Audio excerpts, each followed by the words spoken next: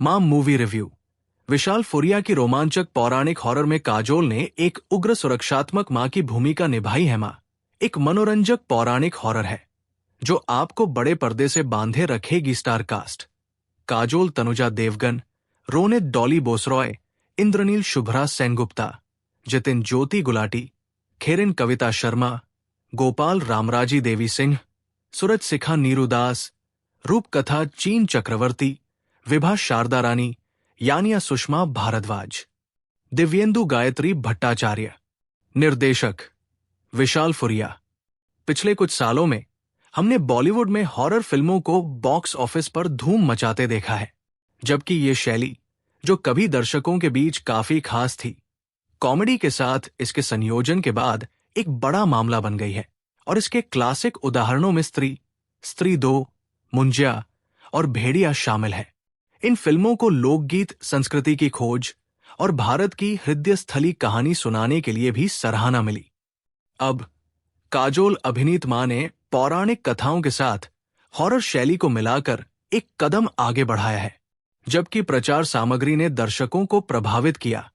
देखते हैं कि ये उम्मीदों पर खरा उतरती है या नहीं।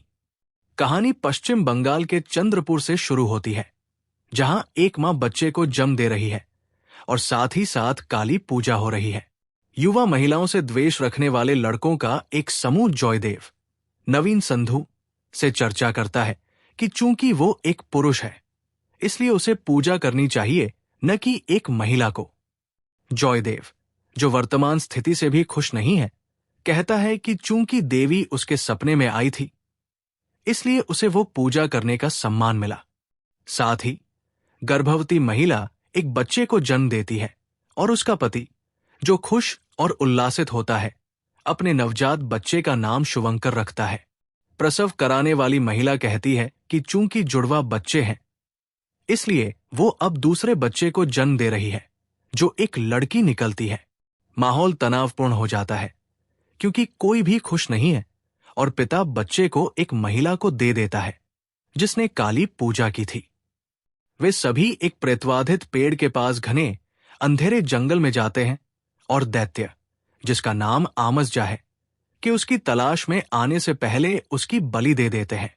40 साल बाद शुभांकर, इंद्रनील सेनगुप्ता, अपनी पत्नी अंबिका, काजोल और 12 साल की बेटी श्वेता, खेरिन शर्मा, के साथ कोलकाता में खुशहाल जीवन जी रहा है, जबकि सब कुछ सुचारू रूप से चल रहा है।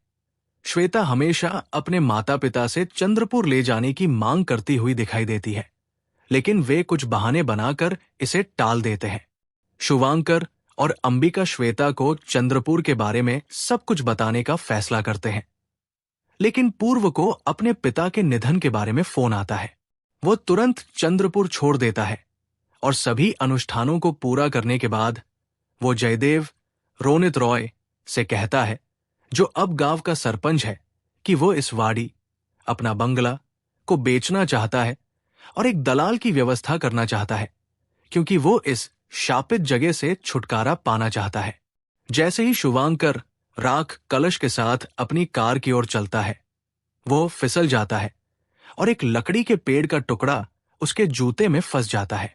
जब वो वापस कोलकाता जा रहा होता है, तो अंबिका उसे श्वेता की ड्राइंग की एक तस्वीर भेजती है, जो उस प्रेतवाधित पेड़ उर्फ आमसजा दैत्य की छवि निकलती है। चौंक कर शुभांकर अपनी कार रोकता है और छवि के बारे में पूछने के लिए अंबिका को बुलाता है, खासकर इस बारे में कि श्वेता ने पेड़ में आंखें कैसे देखी। खराब कनेक्शन के कारण उनके बीच बातचीत बाधित होती है। जब वो उसके जूते से चिपके लकड़ी के टुकड़े को हटाने की कोशिश करता है, तो वो एक दैत्य निकलता है, जो शुभांकर को मार देता है।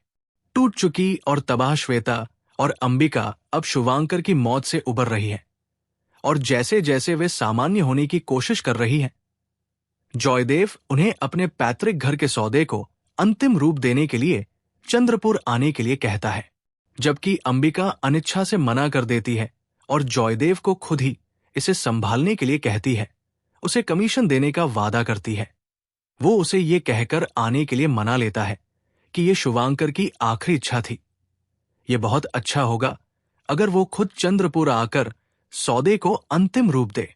जैसे ही अंबिका चंद्रपुर के लिए निकलती है, श्वेता उसके साथ जाने पर जोर देती है, क्योंकि वो शुभांकर के बाद उसे खोने से डरती है। जैसे ही दोनों गांव में प्रवेश करते हैं, लोग उन्हें अजीब तरह से देखते हैं। उनके नौकर की पत्नी श्वेता के प्रति अपनी स्पष्ट नापसंदगी दिखाती है। उनके प्रवास के दौरान अंबिका को अजीब और भयानक मुठभेड़ों के साथ साथ ऐसी कहानियां मिलती है जो किसी तरह उसकी बेटी के जीवन से जुड़ी होती है। वो बुरी ताकतों से कैसे लड़ेगी और श्वेता को आमसजा से कैसे बचाएगी? सबसे पहले और सबसे महत्वपूर्ण बात, मां एक लड़की होने के सामाजिक और सामाजिक गतिशीलता की खोज करती है। मां अपनी बेटी के लिए एक भयंकर योद्धा होती है और चालाकी से विषाक्त मर्दानगी दिखाती है। लेकिन मेरे लिए सबसे अच्छी बात यह है कि फिल्म ने हॉरर शैली को पौराणिक कथाओं के साथ पूरी तरह से कैसे मिश्रित किया, जिसने न केवल इसे प्रासंगिक और सांसारिक बनाया, बल्कि एक अनूठी साजिश के साथ बुराई पर अच्छाई की कहानी भी सुनाई। फिल्म निर्माता विशाल फुरिया ने मां को अपने ठोस मोड़ और मोड़ के साथ एक आकर्षक मामला बनाया, साथ ही एक ऐसी कहानी जो भारतीय दर्शकों के दिलों को छू लेगी। निर्देशक के अलावा पुष्कर सिंह और संदीप फ्रांसिस शानदार कैमरा वर्क के लिए ब्राउनी पॉइंट के हकदार हैं, जो भूतिया दुनिया और तेज संपादन कौशल में ले जाता है। अभिनय की बात करें तो काजोल ने एक उग्र और सुरक्षात्मक किरदार में दमदार अभिनय किया है, जो अपनी बेटी को बचाने के लिए किसी भी हद तक जा सकती है। क्लाइमेक्स सीक्वेंस में उनका अभिनय आपके रोंगटे खड़े कर देगा। जहां रोनित रॉय ने जॉयदेव के रूप में बेहतरीन अभिनय किया है, वहीं इंद्रनील सेनगुप्ता ने कम समय के लिए स्क्रीन पर आने के बावजूद अपनी मौजूदगी से प्रभाव छोड़ा है। श्वेता के रूप में खेरिन शर्मा ने मासूमियत को बखूबी दर्शाया है। गोपाल सिंह, रूपकथा चक्रवर्ती, दिव्येंदु भट्टाचार्य, सूरज शिखा दास और विभा रानी ने अपने किरदारों को बखूबी निभाया है। कुल मिलाकर मां एक मनोरंजक पौराणिक हॉरर है जो आपको बड़े पर्दे से बांधे रखेगी। रेटिंग 3.5 5 में से स्टार। मां सिनेमाघरों में चल रही है।